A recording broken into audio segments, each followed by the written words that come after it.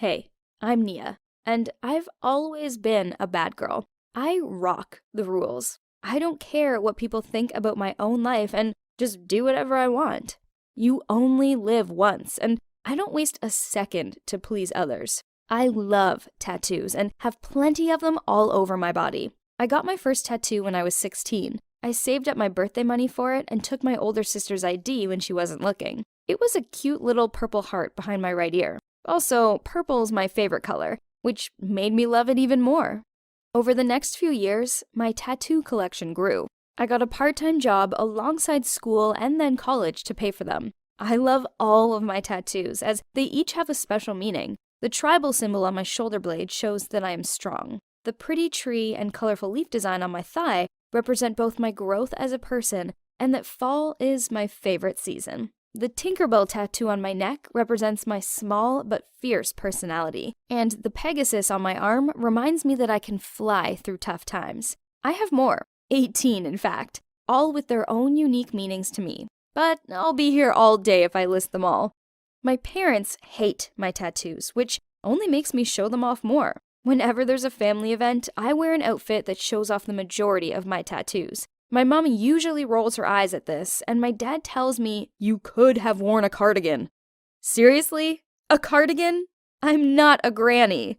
One day, I came to my tattoo artist for a small tattoo on my wrist and saw a guy with completely black eyeballs. I just loved it and longed to be cool like him. The tattooist caught me looking and told me about it. Eyeball tattoos are also known as sclera tattoos, and they're done by injecting color under the conjunctiva, which is the clear membrane covering the front of the eye, and over the whites of the eye.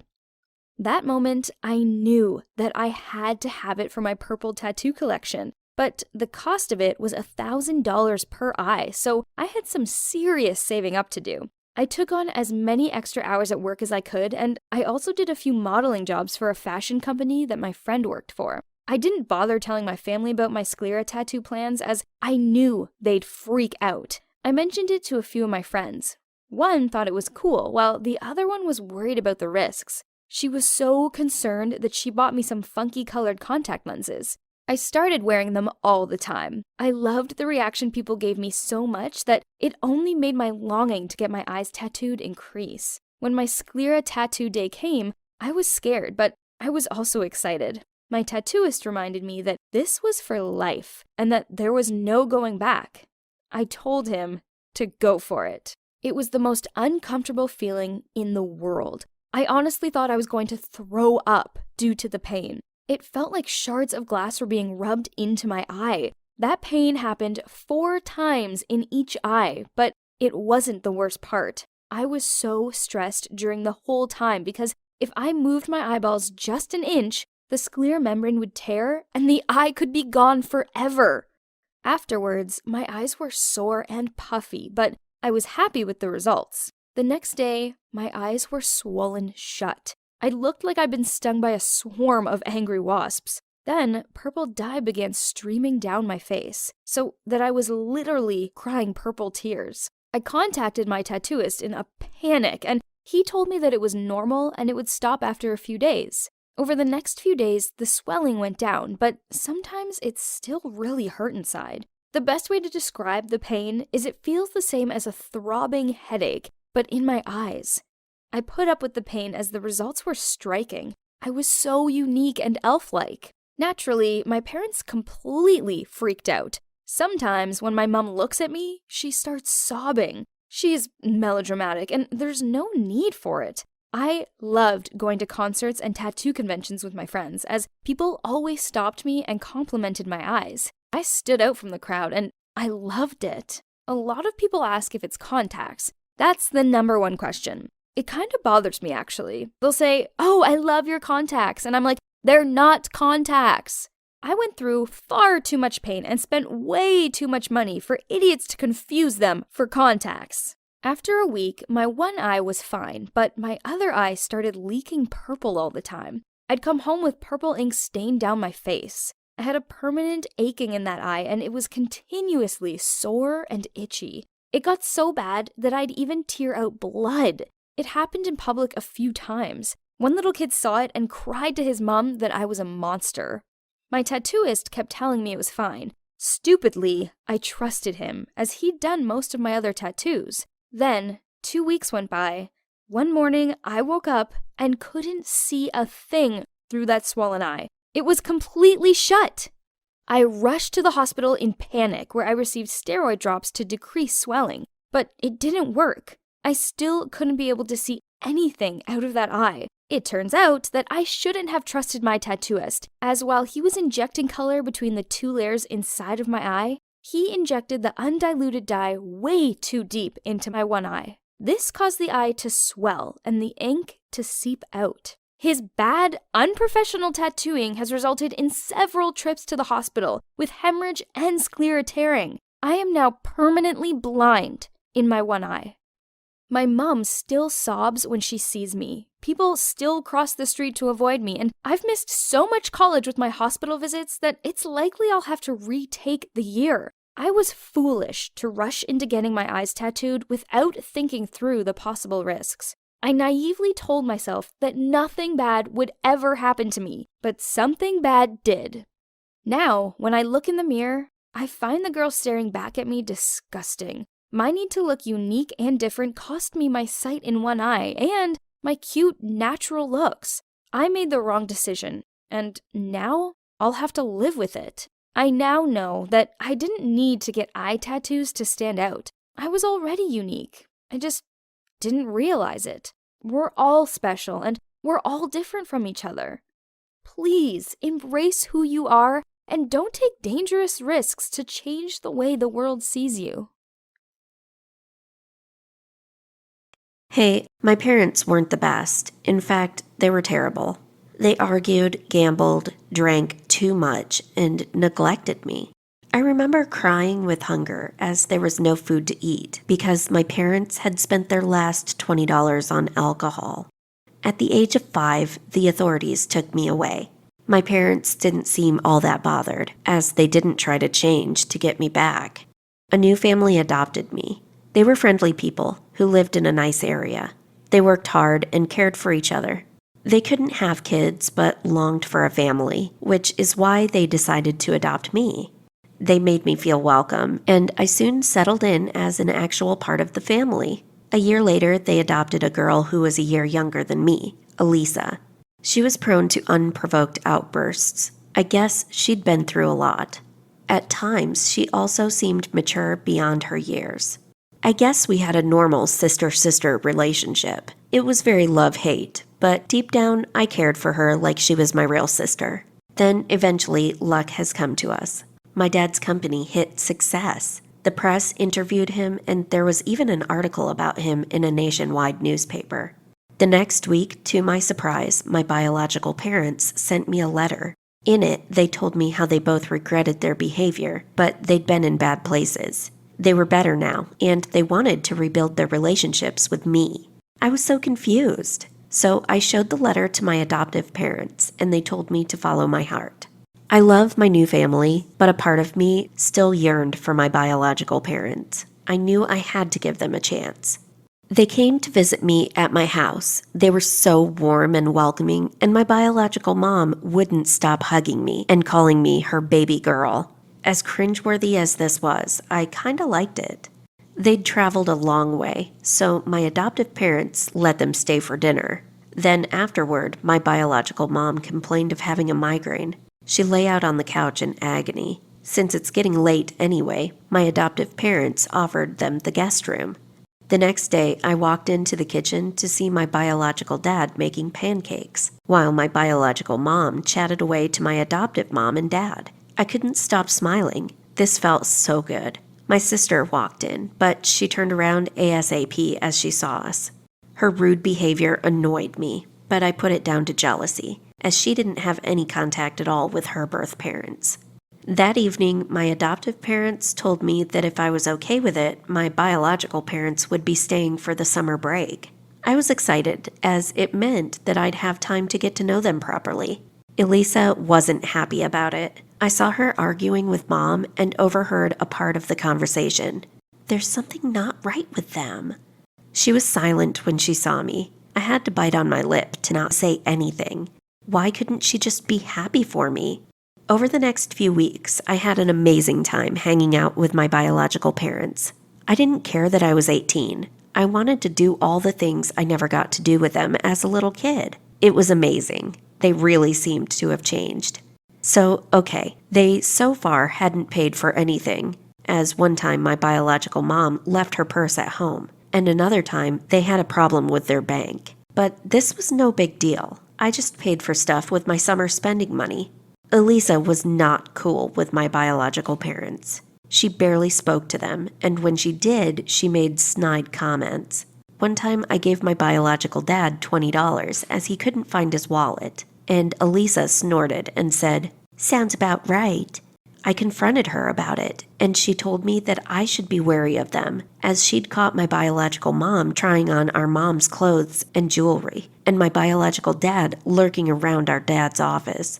I told her to stop being so green with envy, as the shade didn't suit her. Summer break ended, and my parents went back home. We agreed that they'd come and stay for a long weekend every month. Whenever they were over, Elisa acted like a brat. She shut herself in her bedroom and refused to talk to them. One time, on the day before they left, my biological parents invited my adoptive parents to join them on a trip to their hometown as a thank you to them. I found this was a little odd, as they were on the tight side with their money.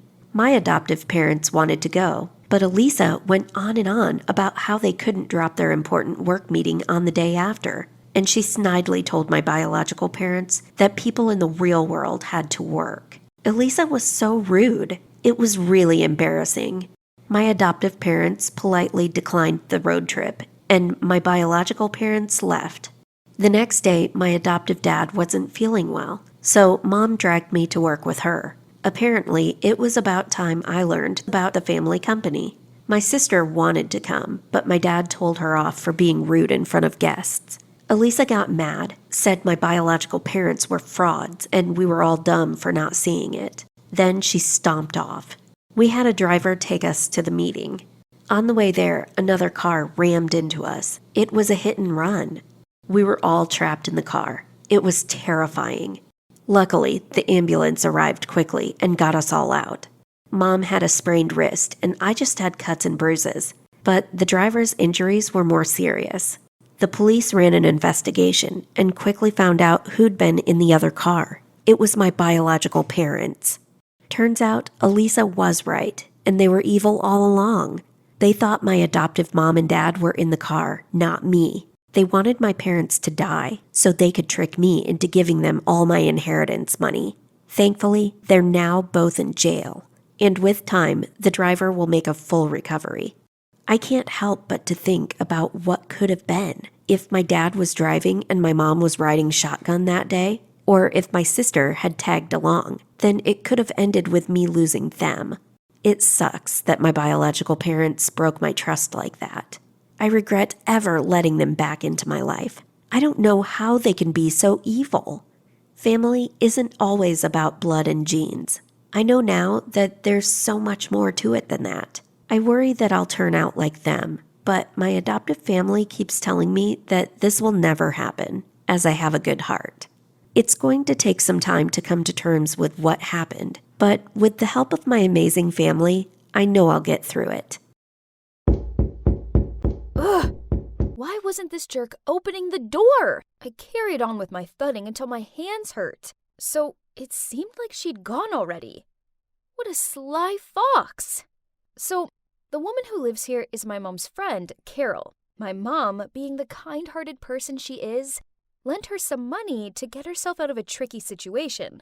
The problem being that Carol hasn't paid it back, and now she was ghosting my mom.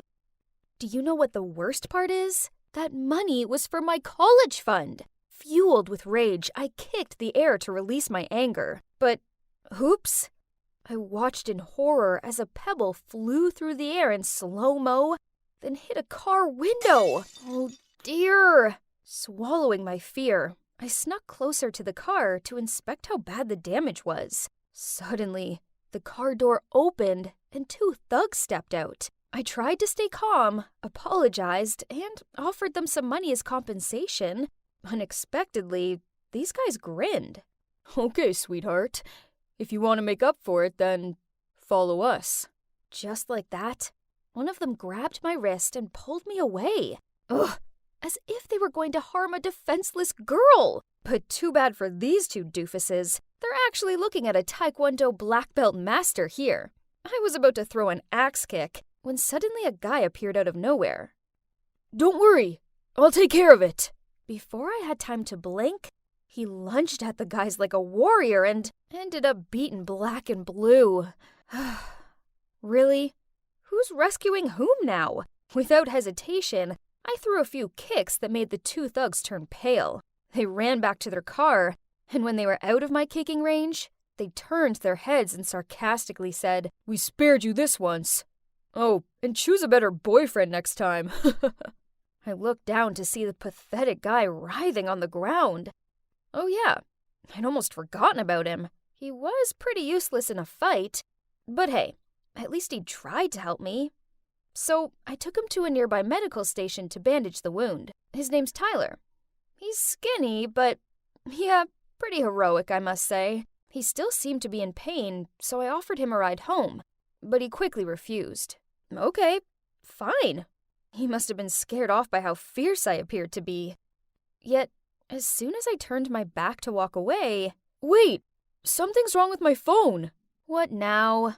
Your number isn't in it. Man, it's 2022 already, and he's still using that outdated pickup line? Still, I burst out laughing, then put my number in his phone. After that, we started messaging every day. He sent the cutest memes, and it made me feel good. To be honest, I know I can be kinda intimidating, so having a sweet guy like Tyler take an interest in me made my heart flutter a little bit.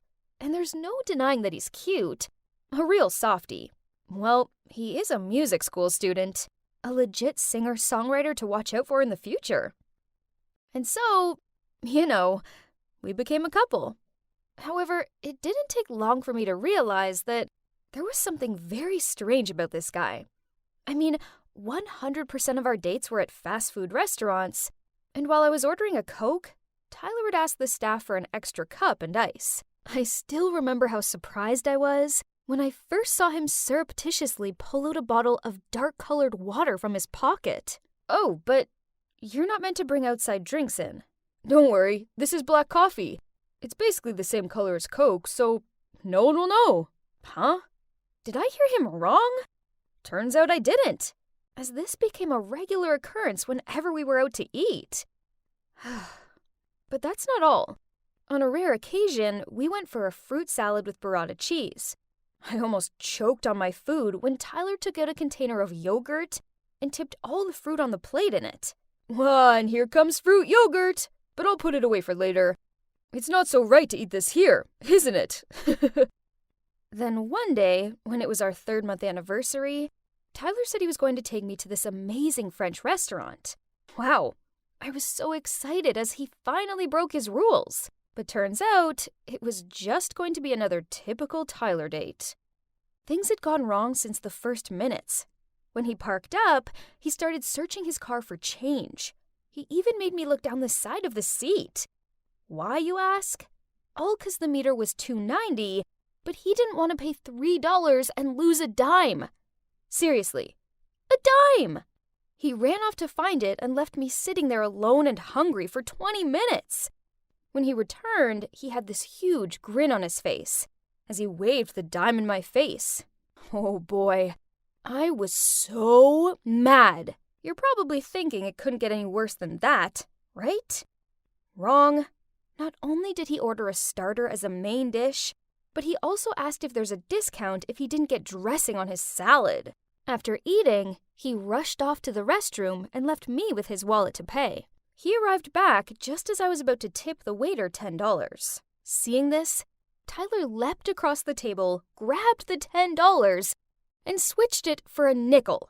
Yes, I repeat, a nickel. Meanwhile, the surprised waiter sarcastically said, "Sir, thank you very much for my nickel tip." The customers close by all tutted at us. I sunk down into my seat, willing for it to swallow me up. Jeez, this was so humiliating. No surprise, I was in a bad mood as we left the restaurant.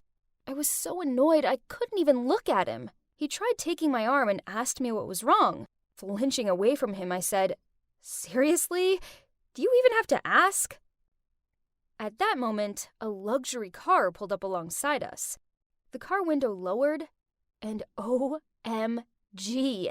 Inside was Victoria T, this popular teen singer. Before I could register what was going on, Victoria sarcastically said, "Oh, look who's here. Isn't that my poor ex? Can't gold dig me, so you turn to this girl, huh? But your new plan doesn't seem to be working too well either, honey." And the car sped away. So, it turns out he's a professional gold digger?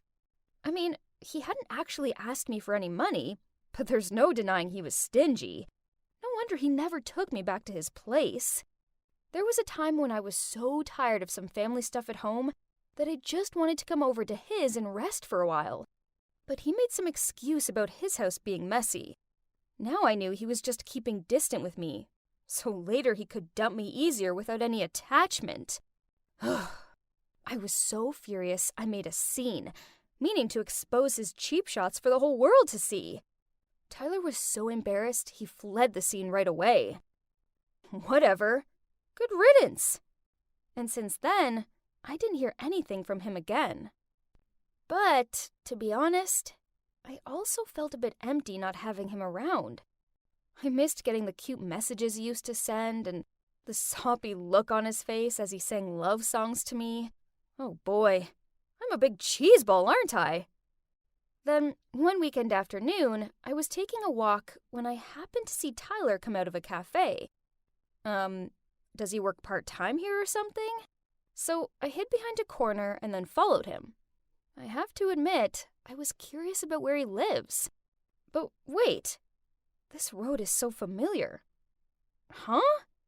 And it led to Carol's house, the woman who borrowed money from my mom. I was still full of doubt till he pulled out the key to open the door. Ugh. Like mother like son, huh? So, you both like to scam people, huh? Pay us back now.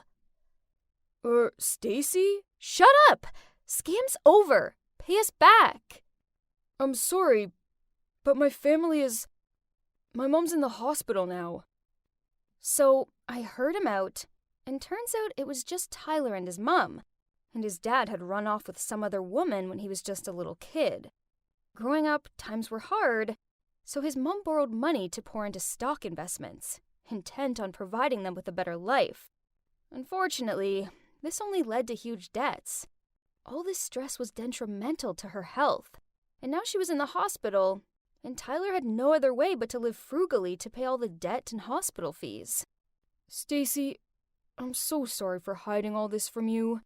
I'll try my best to work to be debt-free and make it up to you. Oh my heart fell hearing Tyler say that. All the angst just disappeared. Instead, I pulled him in for a big hug. He was a doofus, and he was my doofus, and I wasn't going to risk losing him again. On my way home, I kept thinking about ways in which I could help Tyler. Suddenly, the wind blew a poster across my foot. A city's television singing competition, with the prize up to $20,000. That's it, Tyler.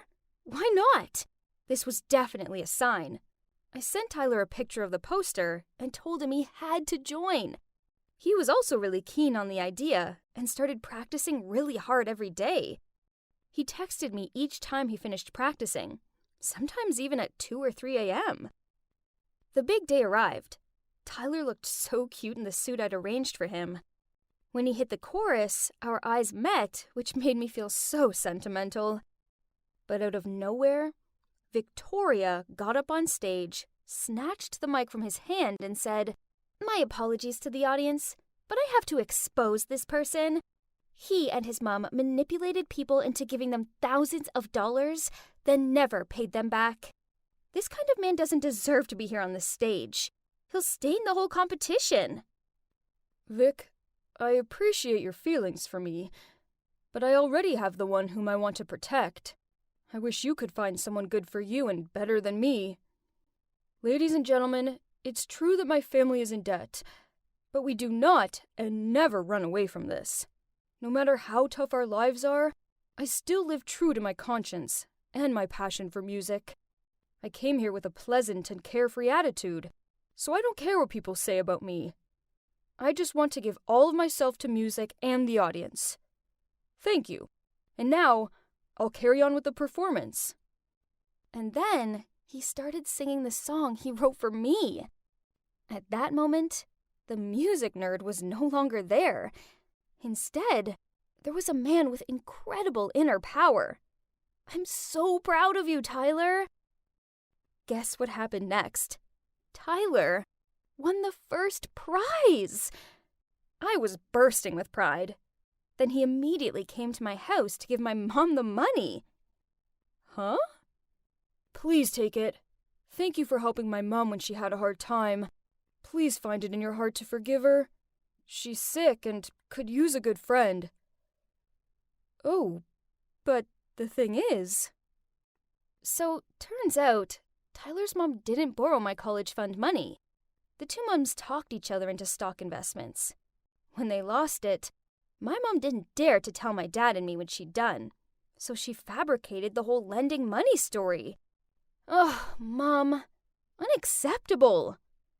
After that, the three of us went to visit Tyler's mom at the hospital and gave her the prize money to pay off her debts. She burst into tears.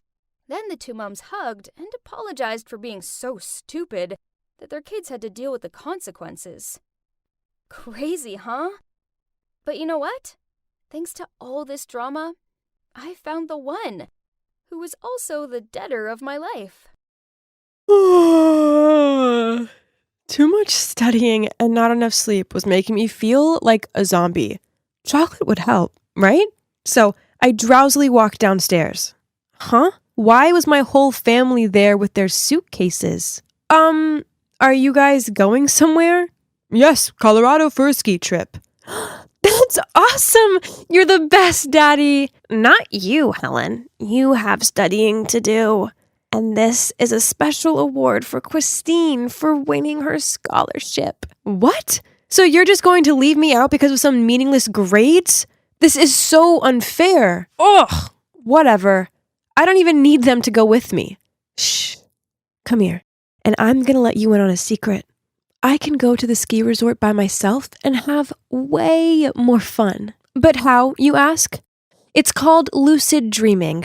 I first heard about it through the biggest buzz movie, Inception, and realized that I've had experienced the same things before. Since then, I've become an expert at this. So before I go to bed, I just have to write a script saying where I want to go, with whom, what I want to do, and 3, 2, 1. I'm asleep and living my best life. In fact, I could say that those beautiful self-designed dreams are like meditation to me. Because, to be honest, my real life is tedious. No matter how hard I tried, I was no match for my younger half-sister, Christine. In my dad and grandma's eyes, a child of a doctor in physics, as well as a grandchild of a history professor, should automatically be a walking encyclopedia or something. But unfortunately, I didn't excel at the academic side of life. Ugh. They treat Christine like this precious gemstone and me like some boring old rock. Every week usually entails her getting excellent grades or winning some reward, then all of my family lavishing her with gifts and praise, while I'm treated like an outsider in my own family. Ugh! Just thinking about it makes me want to scream. So, they want me to stay home and concentrate on tomorrow's test, huh? Nah, you wish. So instead, I grabbed my pen and started writing tonight's awesome dream script. Let's see. That's right. The obnoxious Roger dared to heartlessly throw the candy I gave him in the trash, even though he'd been flirting with me. What a jerk. I will definitely retaliate against him tonight. Lying in bed, I closed my eyes and repeated this sentence. I'm going to kick him out of my life. And you won't believe it. In the dream, he kept chasing me like crazy, but I totally blanked him. Helen, wake up! Time's running out! My best friend Gabby kicked my chair and I jolted awake. Oh no, There were only 5 minutes left. I frantically ticked on the paper and hurriedly submitted it to the monitor. Hey, did you not get any sleep or something? Well, I stayed up late writing the script for my dream. It was worth it as I got payback on Roger. What if you get a bad grade? Never mind. I'll be fine when I come home tonight with an A+ dream. But things turned out not to be as simple as I thought. That afternoon when I arrived home, I was about to sneak up to my bedroom to write my next amazing script when someone grabbed my bag strap and pulled me back. It was Grandma and Dad, and both of them seemed to be mad. How long are you going to live like this? Education is important to this family, yet you don't seem to care. Do you realize this week alone your teacher has contacted me 3 times? But Dad, I really don't like those boring subjects. I only like no more drawing or writing your silly stories. You need to focus on your studies, else you'll end up a useless person like... She suddenly stopped, which made me curious. Like who? But neither she nor my dad said anything. They just quietly walked away, leaving me alone. Honestly, I never wanted to disappoint them that much. So this time I was going to try my best to not let them down. Dad! Grandma! Look! I got a B+ in my math test. No one cared what I said. My stepmom cuddled Christine and looked at her with sparkling eyes. My wonderful daughter. I know the top student award is just a piece of cake to you, unlike someone else. Then she turned to me and tutted, Helen, please, you're making a show of yourself. That's embarrassing. My face fell, and I forced back tears. But I tried so hard to get this grade. A B+ is nothing to be proud of. I chucked my exam paper in the trash, then stormed up to my room. It didn't matter what I did or how hard I tried. This household would always treat me like a loser. Dream on, Helen. Go back to your happy place. In front of me was the crimson sunset sky. I'd been scripting this moment for so long, lounging lazily on the beach without anyone complaining. But suddenly the sky darkened, and the inky clouds seemed intent on swallowing me. Huh? What was going on? This wasn't a part of the script. Terrified, I ran into a forest, but it was so dark and spooky here, and I tripped over a branch and fell. Ouch! As I rubbed my ankle and started crying my eyes out, suddenly a strange woman appeared. She took me into a wooden house at the end of the forest and gently helped bandage me up. This woman, well, she didn't scare me at all. Instead, I felt warm around her. Curious, I tried to take a closer look at her face, but then I suddenly woke up and realized tears were rolling down my cheeks. What a strange dream. I immediately drew all the things I'd seen, that forest, that house, but strangely, I couldn't remember that woman's face. Why are you drawing all this nonsense? My dad snatched the sketch from my hand and looked at it frowning. It appeared in my dream and...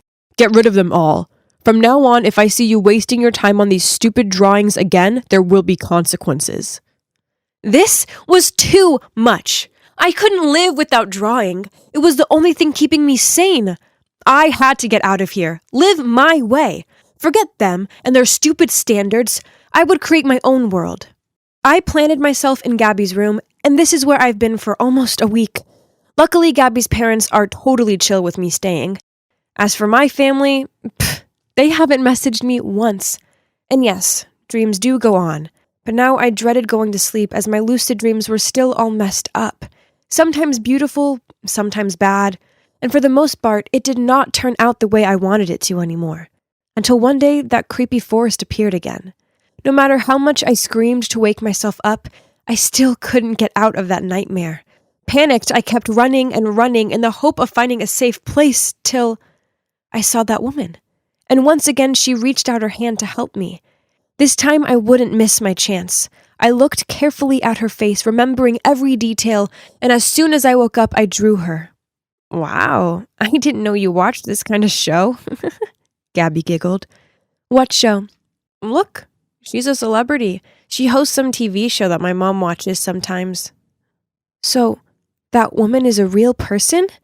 If so, I have to find her. I didn't really know what was going on, only that there was something tying me to this woman and I needed to figure this out. Luckily, Gabby has an uncle who works at the studio, and he gave us special passes to meet this host in the flesh. When the cameras stopped filming, she turned and saw me, and her eyes widened in alarm. Helen? Helen, is it really you?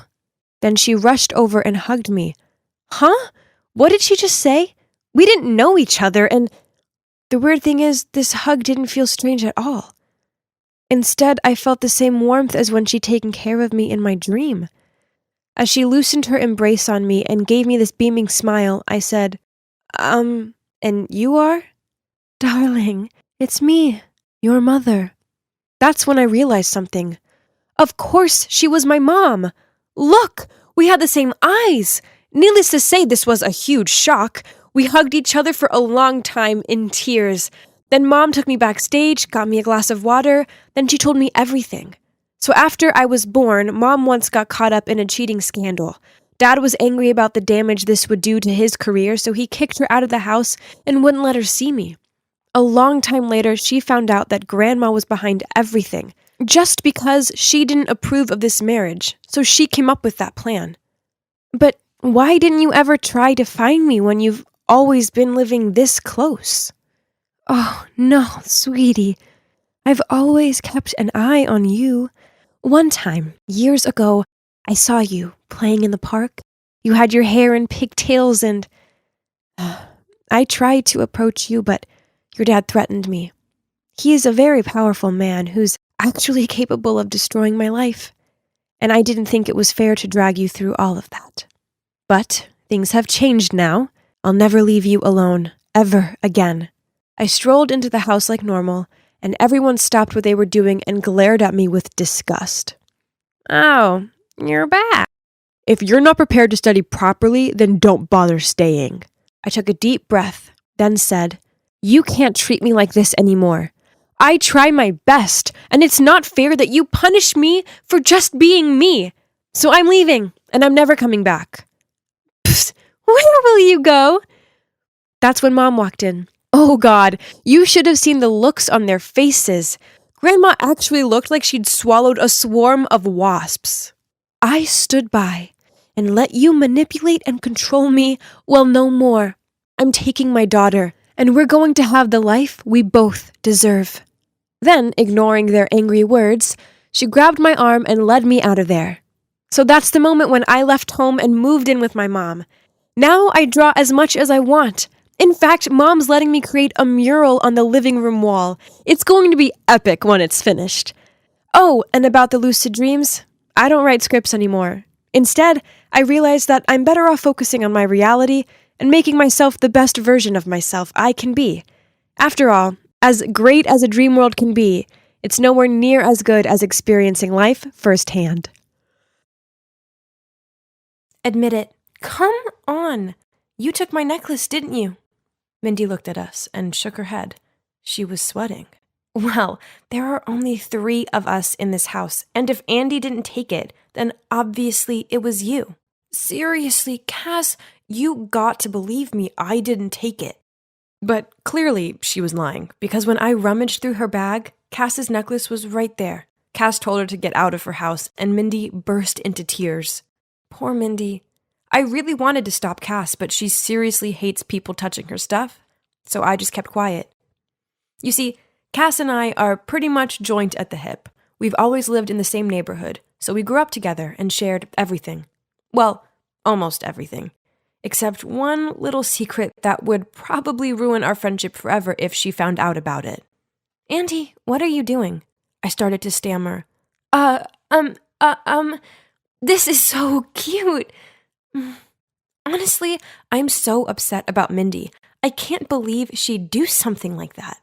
I smiled, not knowing what to say. I mean, it was me who'd exposed her. Suddenly, I felt so guilty. Right at that moment, we got to the checkout. Cass took everything out of the cart to give to the cashier. Hang on, she exclaimed. What is this? This item has the barcode ripped off. The cashier made a fuss for a while and even called the manager. Cass and I stood there for ages trying to figure out what was going on. Cass even started crying, thinking she'd be accused of shoplifting.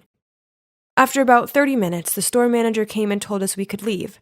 They kept the items that had no barcodes and sent us on our way. Phew, that was close. What? What do you mean? Oh, nothing. I'm just relieved that we didn't get into any trouble. Just so you know, though, that wasn't the first time we got ourselves into an awkward situation while out shopping. Sometimes it was the torn barcodes, sometimes the tags were missing, then the security alarm would always go off at the door. And all of these situations weren't just coincidences. Okay, I gotta be honest here. The thing is, I have a habit of pilfering. Not because I can't afford stuff. I mean, my dad's the owner of a bank, so money isn't the issue. My dad basically buys me the latest phone every month. And you should see my wardrobe. I have all the designer bags.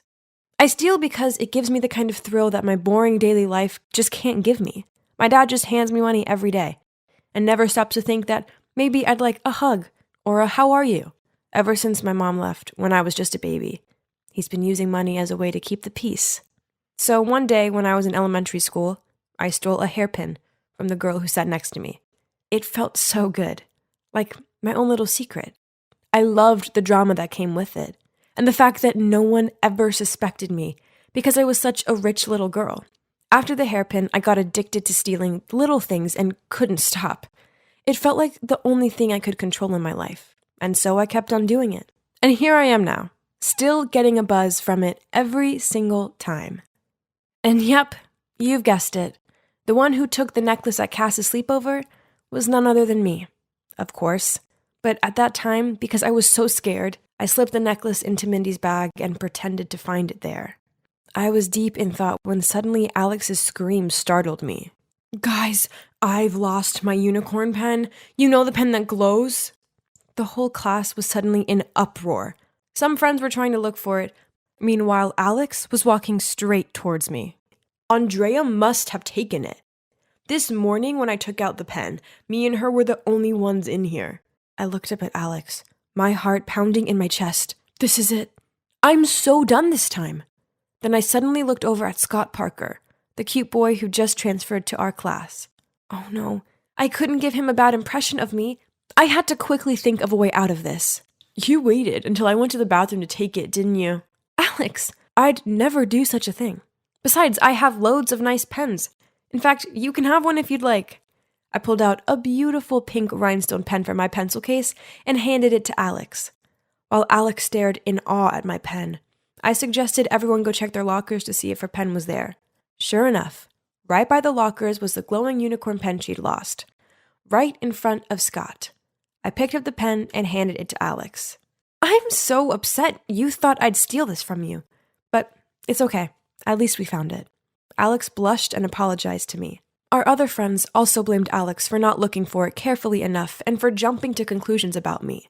Next time, don't be so silly. Andrea's a good person. Besides, her family is so wealthy. Why would she need to steal a pen from you? I just smiled and walked away. Suddenly, a voice called out from behind me. It was Scott. He looked at me and said, "Wow, that was totally dramatic. I'm Scott, by the way. You're Andrea, right? I'm sorry if this is a bit forward, but here's my number." Excuse me? Am I dreaming? Of course, I texted him as soon as I got home. He said he was so impressed with how I'd handled being blamed for the whole thing. Soon we were chatting every day, and eventually he asked me to be his girlfriend. I was so happy. But there was just one small problem. Ever since we'd started dating, I felt really ashamed about my bad habit of stealing things. I was determined to give it up, but it wasn't going to be easy. One day, Scott came to pick me up and asked if I wanted to go to the bookstore. A bookstore? No, I don't want to go there. Can we go somewhere else? Please? Seeing me panic like that, Scott looked puzzled. Then he suggested we go to his place to watch a movie, which I was fine with. Hopefully there would be no temptations for stealing there. A middle-aged woman opened the door for us at Scott's place. "Oh, this is Sandra, our maid." "Hi, Sandra. I'm Andrea." But instead of saying hi back, Sandra just stared at me in a seriously creepy way. It actually sent shivers down my spine. After watching the movie, Scott and his mom invited me to stay for dinner. Scott's mother, Mrs. Doris Parker, was really sweet, and we had some interesting chats. While waiting for dessert, I got up to go to the bathroom. But as I stepped out there, I almost bumped into Sandra. She was just standing there staring at me again. Sorry." She didn't say anything, but just kept staring at me in this weird way. Oh my gosh, why was she looking at me like that? The next morning at school, Scott told me his mother had just lost a valuable ring. She had a jewelry tray next to the bathroom sink, and after washing her hands, she'd forgotten to put her ring on. After dinner, the ring was no longer there. I comforted Scott, then made an excuse to go to the ladies' room. I needed to seriously think about this. Honestly, I'd tried my best to not get the urge to steal at Scott's place. But when I'd seen Doris's beautiful ring, no, I had to find a way to return it. No one could find out about this. And I had sworn to myself that I would never let this happen again. Hello, Huh? Where's Sandra? Oh, she was fired. Mrs. Parker said Sandra had stolen her jewelry. Anyway, may I help you? Oh, no. I had to return this ring immediately. Poor Sandra. Scott came down for me and said he'd make dinner. I glanced through the window to find Doris was having tea in the garden. This was my chance. I snuck up to her room, quietly tiptoed in, and headed towards her jewelry box. Suddenly, the light came on. Tell me what on earth are you doing here? I quickly turned around, dropping the ring to the floor. Mindy? Why are you here? I'm Scott's cousin. So it was you who stole the ring. I can't believe my cousin is dating you. Hearing the noise, Scott and his mom ran upstairs while I was still dumbfounded and speechless. It was you who stole Cass's necklace too, wasn't it? She won't even speak to me because of you. I'm so sorry. I know it's not okay, but I couldn't stop myself. I've been feeling so guilty, so that's why I'm returning it. I was still kneeling on the ground when a hand reached out to me and helped me stand up. I'll handle this. Come on, let's have a chat outside, shall we? Turns out Mrs. Parker is a therapist. She could see I had a problem and offered to help me. I told her how guilty I'd been feeling about Sandra getting fired and asked Doris if she could call her for me so I could apologize. 30 minutes later, Sandra arrived. As soon as Doris saw her, she apologized and offered her the job back. But no, ma'am. I was the one who stole it, and I deserve to be punished. I'm sorry, Sandra, I've already confessed to Mrs. Parker that I stole the ring. I didn't mean to get you fired. I just couldn't help it. You didn't do anything wrong. It was me. I was greedy. She is innocent. What on earth is going on? Obviously, I was the thief, so why was she defending me? Why are you doing this? Do we know each other, Sandra? And that's when the truth came pouring out. Sandra was my mom. Yeah, I don't know how this is possible either. So according to her words, she'd had a huge fight with my dad when I was a baby, and she'd fled to another city where she found a job working for Scott's family. When they moved to Seattle, she came with them. Even though she was nervous about returning back to where me and my dad were, she'd carried so much guilt about leaving us, and never in a million years did she expect to bump into me at Scott's house. I was so shocked I couldn't even speak. I'd imagined this moment my whole life, and now, here I was, standing face to face with her, and she'd even taken the blame for me. I couldn't believe it. Mom, I'm so sorry that I stole the ring. I can't believe you're really here. Sweetie, you don't need to apologize. I'm the one who will be apologizing for the rest of my life. Abandoning my daughter like that. What kind of mom am I? How will you ever forgive me? We stood there, hugging for what felt like forever, and I knew in that moment that I'd never steal again. Doris diagnosed me as having kleptomania due to a lack of love from my mom. But now that my mom was back, I had no reason to seek out those thrills from stealing. I had everything I needed right here. There were a few moments where I almost stole again, but Doris told me to call my mom as soon as I felt the urge, and when my mom picked up the phone and I heard her voice, the urge faded, and I felt so much better. Scott and Cass and Mindy forgave me after Doris sat them all down and explained more about my addiction and where it stemmed from. Now, Scott and I are still together, and I see my mom every day at Scott's place. My dad hasn't forgiven my mom for leaving yet, but baby steps. Finally, I feel like everything is complete, and my pilfering is a thing of the past. Finally, after an 11-hour flight, I arrived at LAX, Los Angeles International Airport. It's awesome! I can't wait to see my mom. You see, my dad's French and my mom's American. We used to all live together in France, but then they split up and Mom moved back here. Of course, I've talked to her on FaceTime and stuff, but this will be the first time I've properly seen her in 5 years. I haven't visited before because Mom's a super successful businesswoman and she works really hard.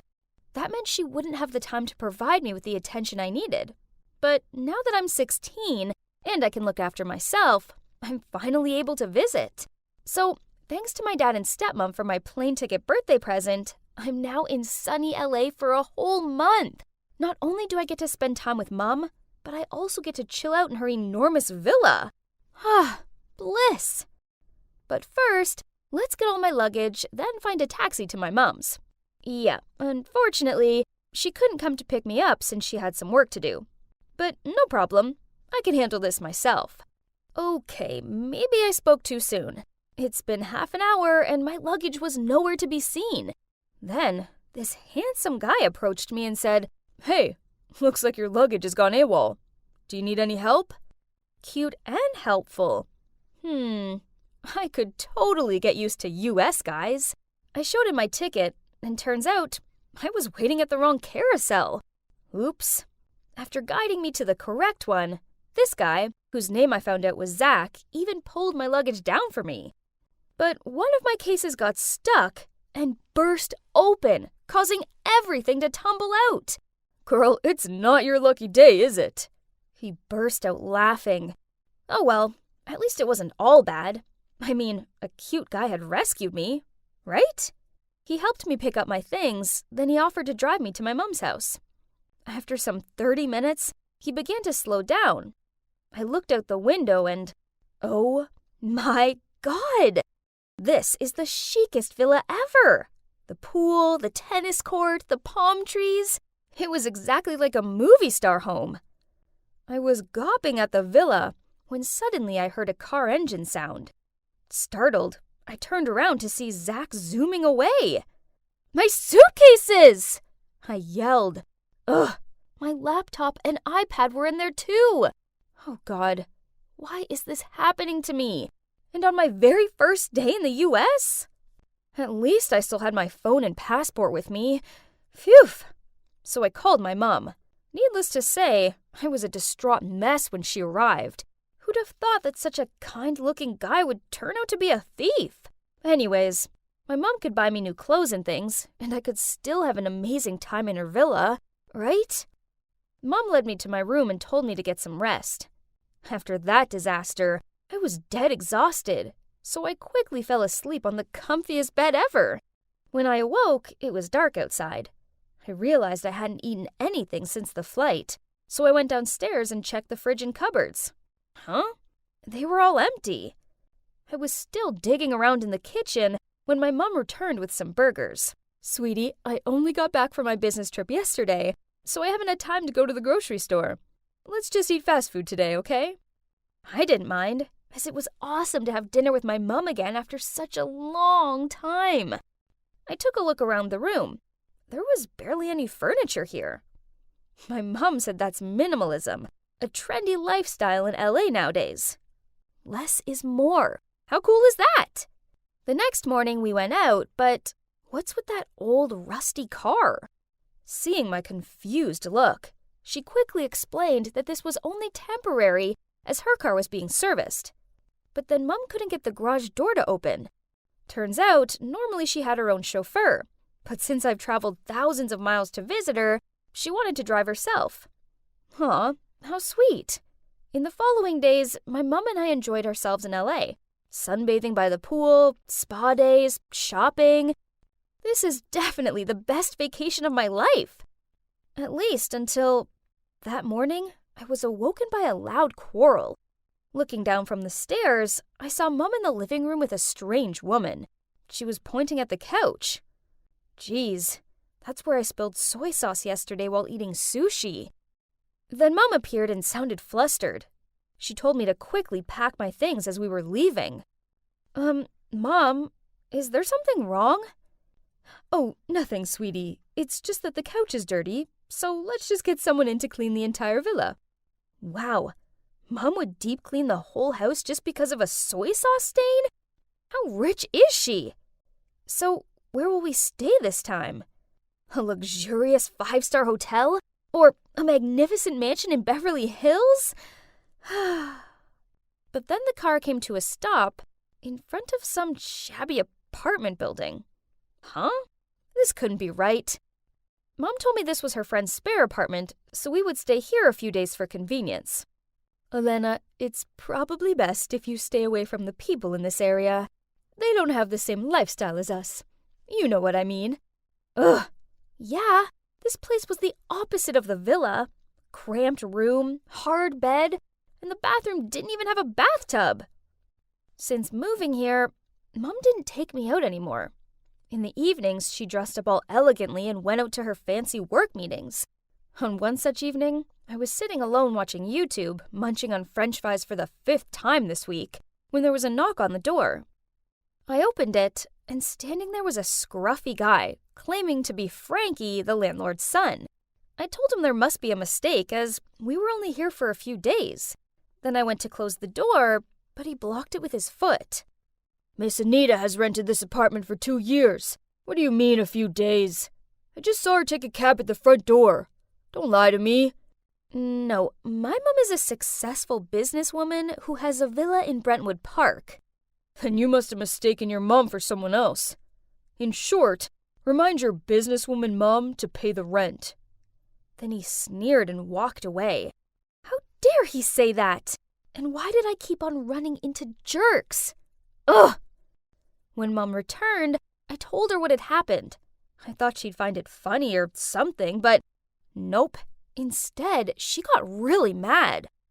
You shouldn't have opened the door to him. I told you not to socialize with the people here. Okay, hearing made-up lies about yourself like that must suck, but did she have to be so furious about it? The next morning, I was drinking tea on the balcony when suddenly I saw a familiar face passing by down the street. My God, it was the jerk from the airport, Zach! That thief! I shouted, rushing down, but when I got there, he disappeared. I was still exasperated when a voice came from behind. What on earth are you doing screaming this early in the morning? I turned around to see Frankie leaning against the wall with his arms folded. None of your business, swindler. Huh? Swindler? What do you mean? Quit lying. I already told my mom all about you trying to con money out of me. Is that so? So, you think I'm the liar? Before I could answer that provoking question, I heard my mom's voice calling down from the balcony. Hey, rich girl, if you want a reality check, I suggest you come meet me tonight, and we'll go follow your mom. Mom appeared and, frowning, asked me why I was talking to Frankie. I blurted out something about asking for directions, then quickly entered the room and closed the door. Frankie was clearly a thieving, lying jerk, right? But then, why were his words lingering in my mind? I had noticed a few strange things, such as when we were at the villa, I asked Mom where the cutlery was, but she couldn't remember. But then in this apartment, she immediately got it. Plus, why was there a photo of her in the bedroom when this was her friend's place? That night, when Mom was getting ready to go out again, I spotted her necklace. Only, it was actually my necklace. The one that had been stolen along with the rest of my stuff.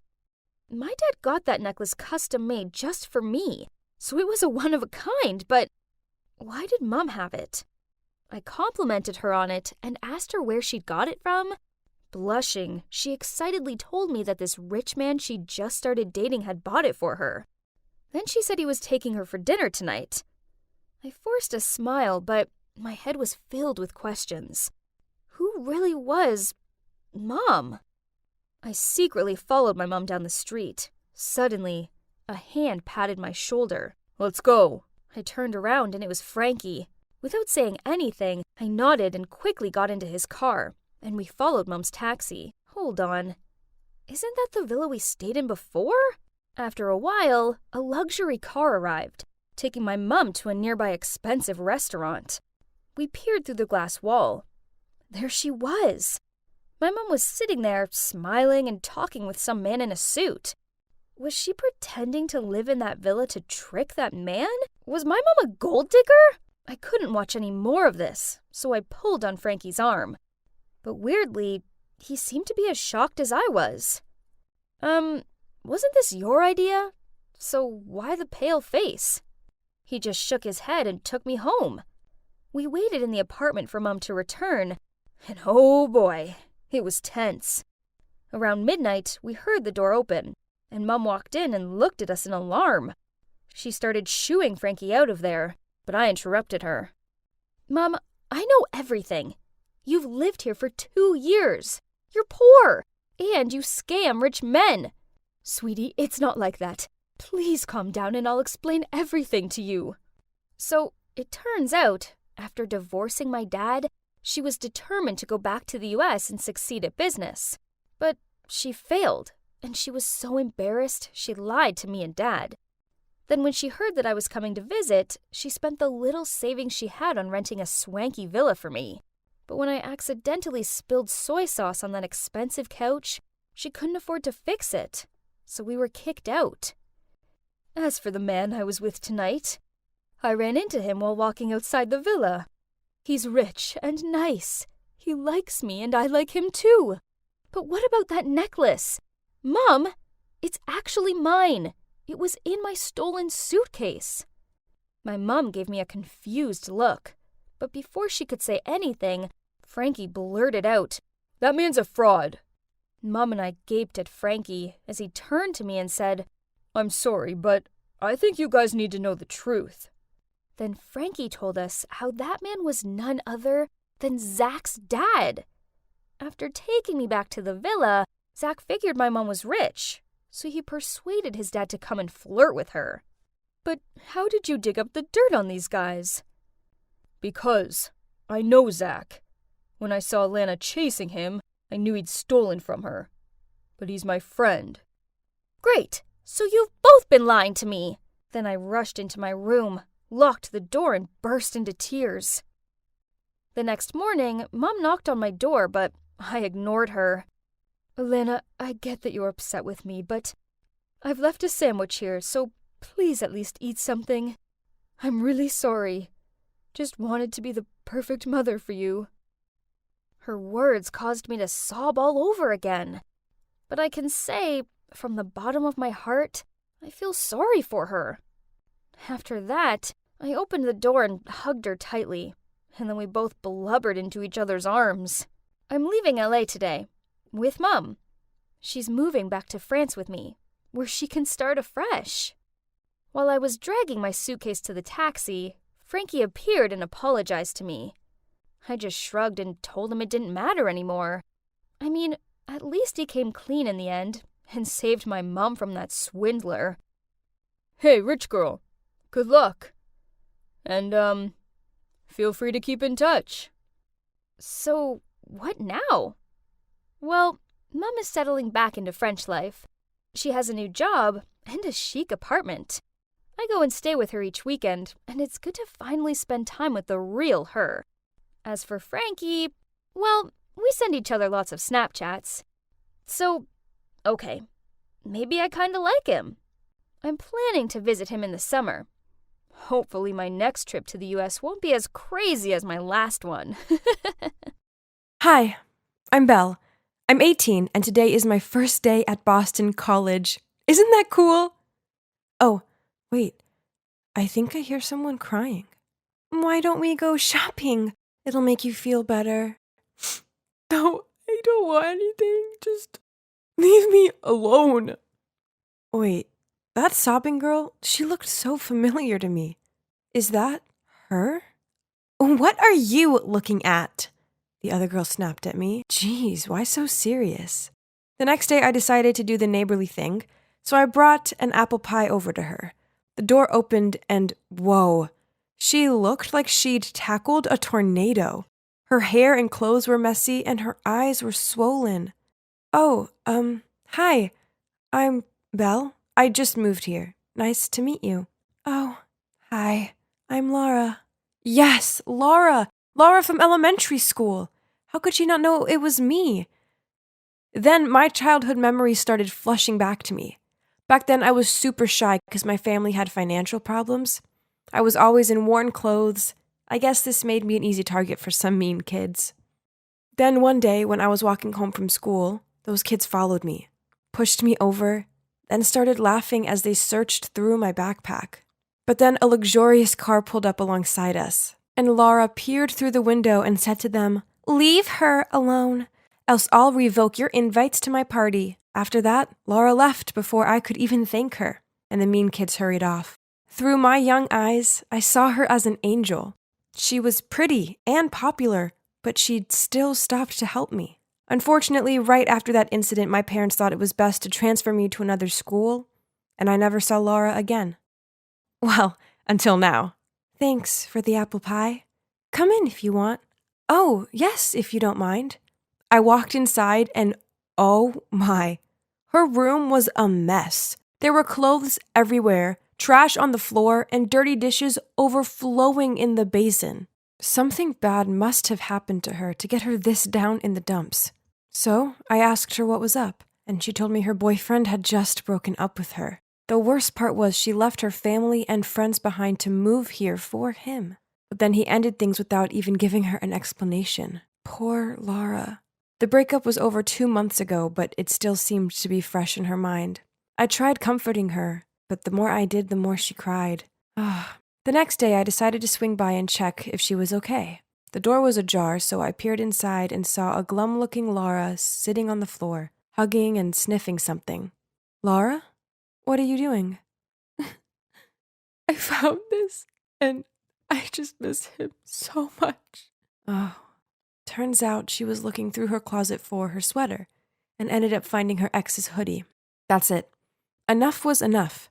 It was time I finally returned the favor and saved Laura just like she'd saved me back in 5th grade. You'll never move on if his things are staring you in the face. I told her it was time to get her ex's belongings. And you know what? She had a whole big box of his stuff. I took a look, and that's when I saw a photo of them. This is him? I couldn't hide my surprise. Yeah, that's Cameron, my boyfriend, or should I say my ex? Why do you ask? Oh, nothing. Just thank God you're not together anymore. The word jerk is written all over his face. Then we threw the whole box in the dorm's dumpster downstairs. The poor girl looked like she wanted to jump right in there to retrieve it. I'm going to help you get over this guy. I promise. You're about to discover just how fun being single can be. Oh, you're single too? Yeah, of course. Now that her ex's stuff was in the trash where it belonged, it was time to live our best happy single lives. Each morning, I dragged Laura jogging around the park with me and showed her how to prepare delicious, healthy meals. Can you believe that she didn't even know how to boil an egg without burning the pot? Yep, I know. It's shocking. Then one time, her basin blocked up and she was totally freaking out. I came to the rescue with my trusted plunger and showed her how to fix it. Easy peasy. And best of all, no man was needed to save these damsels. Next, I needed to show Laura how to enjoy life because all she seemed to do was slump around her room. So, on Saturday night, I dragged her and Kayla to this really cool bar. Man, I'm thirsty. Martinis? My treat. Hold up, Laura. Do you want to know how to get free drinks? And then I told her to walk past some guys, flip her hair, and wink at them with the cutest smile on her face, and bam! Just like that, we had drinks bought for us. Laura seemed very happy with what she just accomplished, and that made me happy too. Only Kayla didn't look so thrilled about it. Maybe her martini tasted too bitter.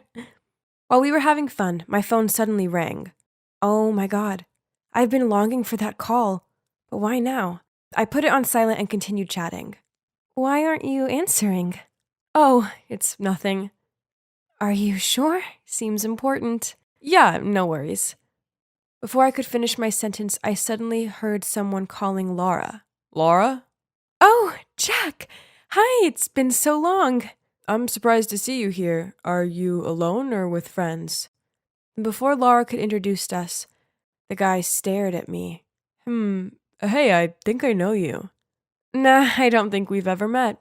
I immediately denied it. But this guy was so insistent, he kind of made me uncomfortable, that I accidentally knocked over my glass. Then I had to make a mad dash to the bathroom to clean myself up.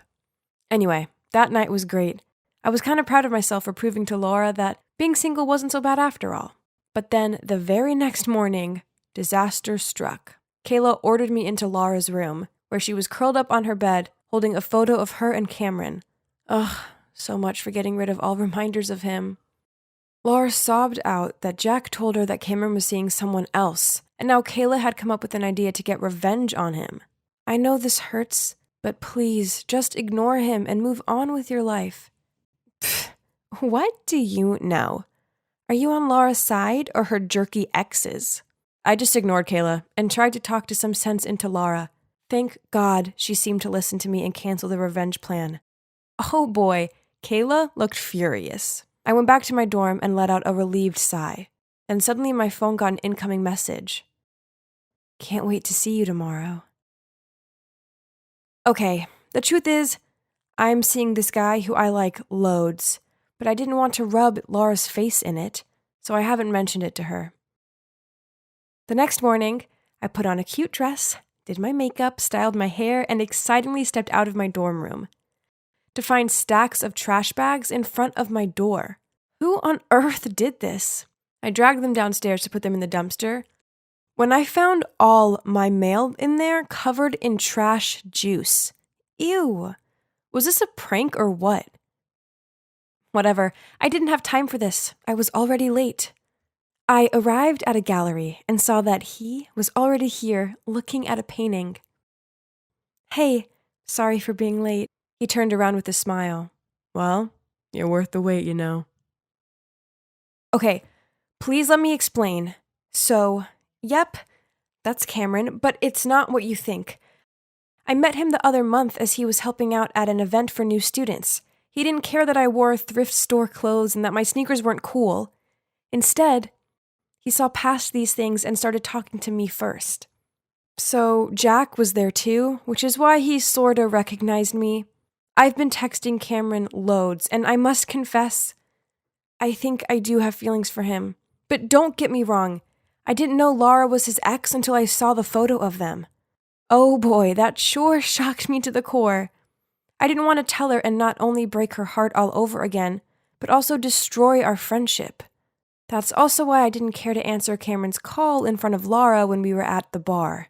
And I was super lucky that Jack didn't recognize me that night, or it would have been a total disaster. I know I needed to tell Laura the truth, but first she just needs a little more time to get over Cameron. Ugh. I went home from the date with a big smile on my face, but what I saw made it instantly fade. My entire makeup collection was smashed up. What? Who would do something so mean?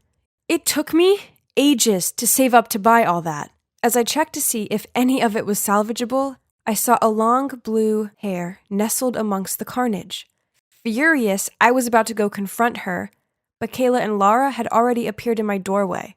Why did they look so angry? How could you befriend me like that when all along you were seeing my ex? So your "you don't need a man" speech was all just one big lie so you could take my guy, huh? And do you really think Cameron would like a girl like you? You can't even afford a decent handbag. Right. Let me tell you this. You will never be like one of us, and you'll never be good enough for Cameron. How could Laura think of me like that? I truly wanted to help her, like she'd helped me. I totally only have good intentions, Laura. I had no idea he was your ex when we first met. The only reason I didn't tell you sooner was because I knew you needed more time to heal. And I didn't want to hurt you because I adore you and value our friendship. Do you remember 5th grade? I was being teased by these kids and you were the only one who stood up for me. I just wanted to return the favor and help you too. But hearing you say that stuff makes me so sad. After that, I shooed them out of my room and locked the door. I refused to go to lectures and ignored all Cameron's calls and messages. Maybe Laura and Kayla were right. Cameron and I weren't meant to be. We were from 2 different worlds. Eventually, a few days later, I had to go outside. Well, because I ran out of food. When I passed by a coffee shop, I saw them, Cameron and Laura, sitting together. So Kayla was right. A rich guy like Cameron would never like an ordinary girl like me. I couldn't live in the same dorm as Laura anymore, so I was packing my stuff to move out of there. Suddenly, I heard Laura's voice. Are you running away from your problems like I did? I ignored her and continued packing. You know, I met Cameron, and we had a long talk. He finally told me why he broke up with me.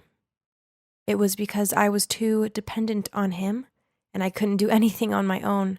But you helped me stand on my own feet, and for that, I can never thank you enough. Laura, I honestly always wanted to tell you the truth. I know, but it doesn't matter anymore. You know, the important thing now is to enjoy my independent single life, right? Oh, I got you these. Kayla was way out of line destroying your things. Also, I think there's someone who wants to see you.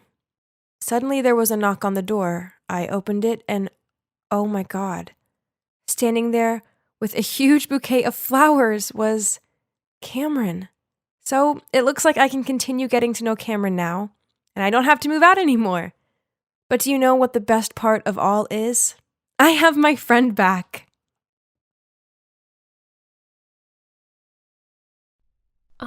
Here it is. Thank God I found it when I did.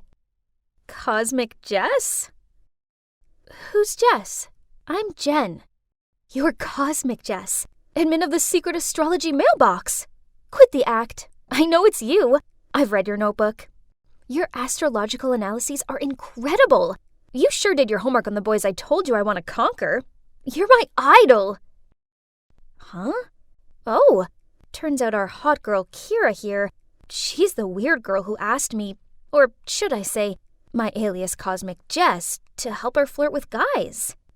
Ugh, but out of all people, why does it have to be her who found out about my identity? She knew too much.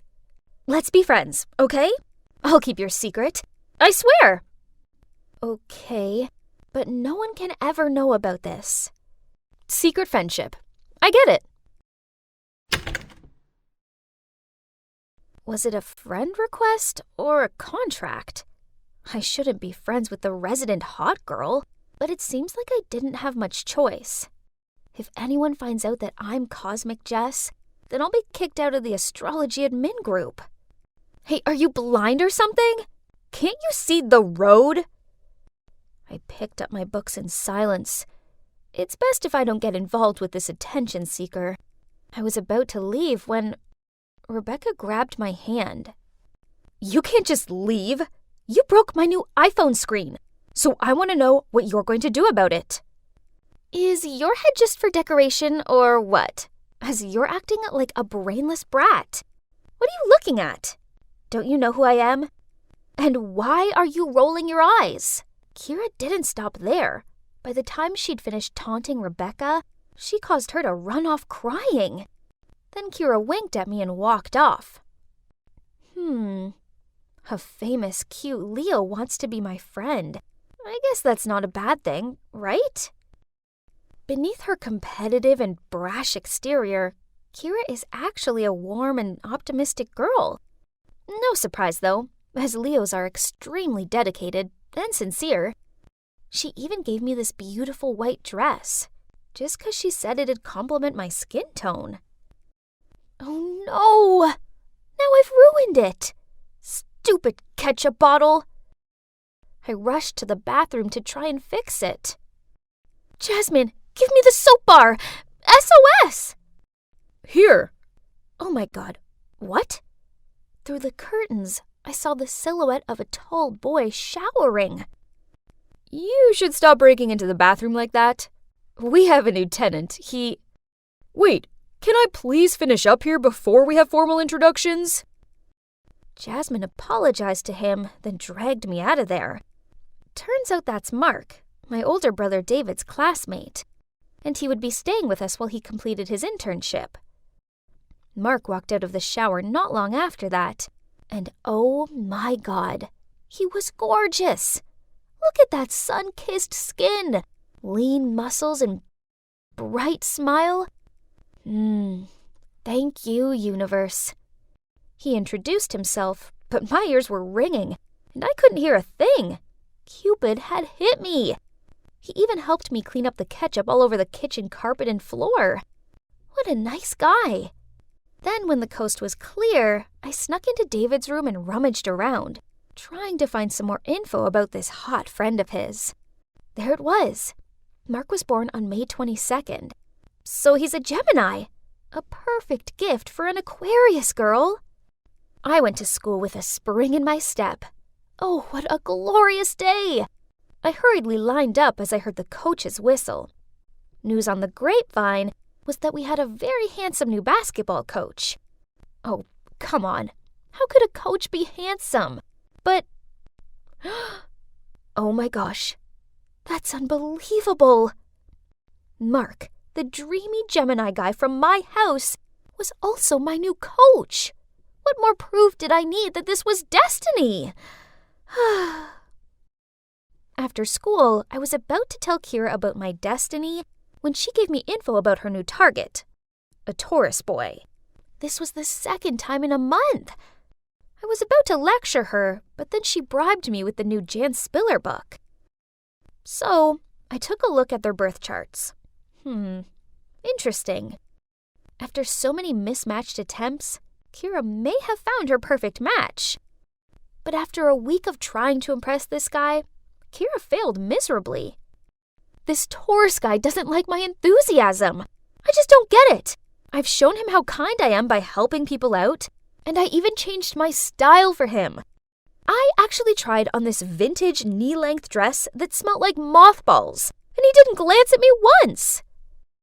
Let me check. I just don't understand how it can be wrong. Okay, let me go get some snacks. I recalculated and redrew the chart, but still couldn't figure it out. Maybe he already had a girlfriend? Or perhaps he wasn't into girls. In this case, I couldn't help at all. Just had to close this Leo-Taurus case and open up the Aquarius-Gemini love story. I flipped through my chart and Mark's. We matched perfectly. And I just drew hearts around the picture of him glued on it. Ah! I have shocking news, Jen! Kira's piercing scream startled me. Why the hell is the gym teacher downstairs in your house talking to Jasmine? Oh, he's staying in David's room for a while. What? Why didn't you tell me that hot news? Wait, what's in your notebook? Don't tell me it's Mark, okay? I quickly turned around to get the notebook, but Kira was faster. So, you also like Mark. That's why you gave me the advice to be an idiot in front of him, right? Huh? Your Taurus guy is Mark? Of course, I didn't know that. I mean, he's not even a Taurus. Yes, he is. But you knew this. Now you're trying to trick me with your false info so you can find out more about him. If you want, I'll leave him to you. I'm not that needy. Not like you. Unbelievable! Do you really think you would have been able to pick those ex-boyfriends of yours up without my advice? Duh! I'm a beauty queen. You're just helping me speed things up. Beautiful, but boring. The personality that won over all those guys was built by me. That's not who you are. Boring? How dare you? I'll show you just how far from boring I am. Kira then left. Okay, fine. She's living in La La Land about herself. Talk about delusional. Poof, I don't need such an unreasonable friend. At the same time, I received a ton of notifications from the secret mailbox. Oh no, my pictures and info were leaked all over the forum. I quickly logged into the administrator account. Ugh, anonymity was the #1 rule of the group, so now they'd kicked me out. My favorite job, my fans. Kira, this was too much. Fine, you want to play dirty? I'll show you dirty. It's time Kira's long list of boyfriends went public on the school forum.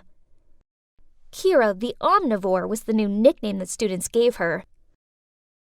Oh well, it was her fault for flirting with 12 guys in just half a year. Was she trying to find a boyfriend from each of the 12 zodiac signs or something? Let's end this stuff. It's because of Mark, right? You'll never have him. He's mine. Fine. If you can win his heart in a month, then I'll apologize for lying about your boyfriend collection. If not, you have to write a post claiming that I'm not Jess. Okay, mark your own words. Kira is a competitive girl, but in this fight, I would definitely win. I mean, come on, she couldn't even get Mark's star sign right. Even though she's a terrible cook, Kira still tried to send some disgusting cakes that she made to my house for him. But of course, Mark threw them in the trash after the first bite. She also feigned feeling faint and fell into his arms in every basketball lesson. Mark looked so uncomfortable. Not surprising, really, seeing as he's 100% Gemini, not Taurus, so her fragile girl act wouldn't work on him.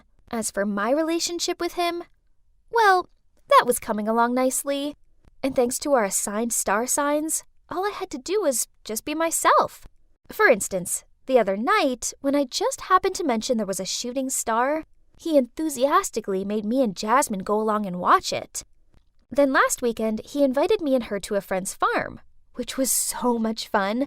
I saw the cute looks he was giving me, so if Jazz hadn't been there, he definitely would have confessed his love to me. And it was true that I didn't have to wait long, as that night, I suddenly heard a knock on my door. How sweet! He'd left a movie ticket for me. Take that, Kira. I knew I'd won this one. I'm so gonna take a picture of us holding hands in the cinema and send it to Kira. The night after, I didn't see Mark at home, so I guess he wanted me to meet him at the movies? This was so romantic. I was in the right seat, but he wasn't here yet. My heart was beating so fast that I thought it would explode. As the movie started, the lights went out, and that's when someone was approaching my row of seats. I nervously pretended to be staring at the screen when he came to sit next to me. Why are you here? Huh? More like, what are you doing here? The two of us watched the whole film together in anger and impatience. Who on earth arranged all of this? We huffed our way out of the cinema, then spotted Mark. Only he was holding hands with a girl. Jasmine? We chased after them, but Jasmine just shrugged and smiled. So all this time, he'd been trying to win Jasmine's heart, not mine. Then he walked over to us and handed me his card. Go get yourself some ice cream, pizza, anything. Have fun. I'll be back with Jasmine later. What was that about? I looked at the credit card and gasped when I saw Timon's signature in the corner. How could I forget Geminis have multiple personalities? Timon was the founder of the astrological mailbox. Who would have thought that the leader of this group would be a teacher? Someone I lived with, my sister's boyfriend, my crush, and even my bestie's crush. Kira gave me a comforting look. Now we were both lovelorn, but in true Leo style, Kira had already lined up her next prey. Don't be sad. It's just another test. What zodiac sign do you think that guy is? He's pretty good looking, so he must be a Libra, right? I chuckled, then leaned my head on her shoulder. Mark, or should I say Timon, made me realize that before I can hope to find my dream match, I need to make some mistakes first. I may not have found love, but I did have my friend back, so that counted for something, right? At least the test of friendship worked. I'd only just arrived at school, yet I could tell something was up. Dude, what's with all the fuss? Did Carl do something crazy again? Look at this. Jeez, gross. Sorry, wrong direction. This way. Here you go, Miss Stewart, the new principal of our school. In front of me was a stern-looking woman who exuded a terrifying aura. Ooh. Well, that was unexpected, as we all assumed that Mr. Smith would take the lead because he'd been serving as school vice principal for pretty much forever. Suddenly, everyone's phone vibrated. Why the stern face? She looks so angry at the world. Is she allergic to our skin? Every skirt is too short, lol. No dance party this year? Unbelievable. Is she a principal or a jailer? Warning you guys, she knows our secret smoking place. Jeez, look at all those faces pinned to their mobile phones. The gossip mongers. Over the next few days, rumors about our new principal seem to be everywhere. Info about her seemed more sought after than Imagine Dragons tickets. Also, from day one of the principal's arrival here, a series of bizarre stories began to circulate. One day I was walking into class and heard the most ridiculous story in the world. My school was haunted. Idiots. I quietly crept under the table, then suddenly poked my head up and shouted, "Boo!" which caused all my friends to jump in fear. Haha, losers. All that spook stuff is nonsense. You don't believe it, huh? Yet Stacy saw it. Oh no. Stacy? I didn't know they dragged my crush into all these silly gossip things. She's usually a smart girl. Not sure what had gotten into her. After that, Stacy lowered her voice and started talking passionately about her chance encounter with a silhouette that appeared in front of the principal's office. But worst of all, before she could get a closer look at it, it vanished. It was probably just the security guard. Nah, when I left, I still saw him dozing off in his room. He even checked the camera and saw Stacy just standing and saying hello, even though nobody was there. Creepy, right?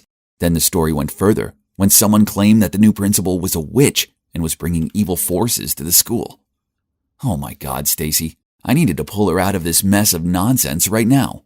But no matter what I said, she insisted. I saw it with my own eyes. What if she really is capable of dark magic? Oh, come on. We're not kids anymore, Stace. Evil forces, witches, demons, they aren't real. But it's you who might get in trouble when the principal starts investigating who's spreading the rumor. Josh, it's driving me crazy. I need to confirm what I saw. But I'm scared. Can you come with me, please? I hesitated for a moment, then nodded. Okay, back gate, 10 p.m. tonight. Let's just get it over with. Plus, it'd be a great chance to impress my crush, isn't it? That night, I arrived at our meeting point early and waited around. It was freezing, and not gonna lie, I got goosebumps. Okay, calm down, Josh. Ghosts were just tricks of the mind, and it's time to show my future girlfriend how tough I am. As I was deep in my thoughts, a hand suddenly touched my shoulder. Jesus, Stacy! Do you know what time it is? Oh, sorry, I'm a bit late. Did I scare you? Of course not. Let's get inside and end this obsession of yours. But how are we supposed to get in?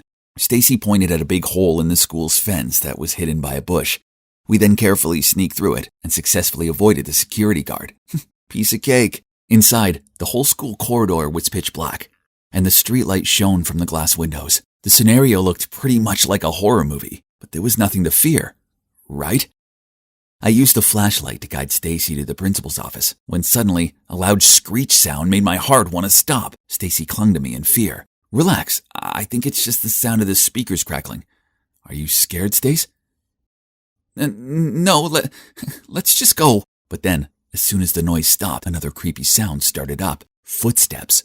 Had the security guard spotted the two of us already? I turned around and there was nothing but an empty space. Just like that, we continued walking, and they walked too. And when we stopped, they stopped. Then as soon as the footsteps began to rush towards us, I grabbed Stacy's hand and ran as fast as I could to the principal's office and slammed shut the door. Listen, Stacy, the footsteps were probably from the security guard. You see, clearly, we're the only ones here, so stop believing in these things, okay? I just finished talking when suddenly the door burst open, and I could see a motionless figure standing there. That's him! Holy mother. I was so scared that I closed my eyes and grabbed onto Stacy. Then when I opened my eyes, the shadow was moving towards us. Terrified, I rushed to the door to escape and, bang, both me and the ghost fell. Mike, are you okay? Mike? The three of us sat awkwardly on the sidewalk outside the school. I didn't need the chilly wind to make my heart feel frozen. As it turned out, Stacy already had a boyfriend, and that boyfriend was none other than Mike, my best friend. Ugh, so much for me wasting my time playing hero. And if you're wondering why Mike was here, the answer was to help Stacy put on this phantom play. That's right. Both the crackling and the footstep sounds were all made by him. Hang on, why did she make up this ghost story thing? Even prepared a whole play for me and the others to acknowledge it? Stacy explained that it was only because the new principal was too harsh, creating strict rules and making it difficult for the students. Huh? But I don't think any of these rules affect her much. I mean, Stacy had always been a model student anyway. So why did she have to take it to this extent? I asked, but Stacy just ignored me and asked me to keep it a secret. In the following days, people kept questioning me on my late-night expedition. At first, I just kept quiet because I didn't want to get involved in annoying gossip and to be reminded of how my best friend turned out to be my love rival. However, rumors about the haunted school spread quickly and reached the press. Fear swallowed the school. A few students even transferred to another one because they were so scared. Although I wasn't a fan of the new principal's strict rules, what Stacy did had gone too far. One day, I was about to find her to figure this out when I saw her walking alone down the exit stairs. "Stacy, I know you're the principal's daughter and the admin of the spooky group chat that has been on the rise recently." "What? Stacy's the principal's daughter? Unbelievable." "And wasn't that person Mr. Smith, the vice principal?"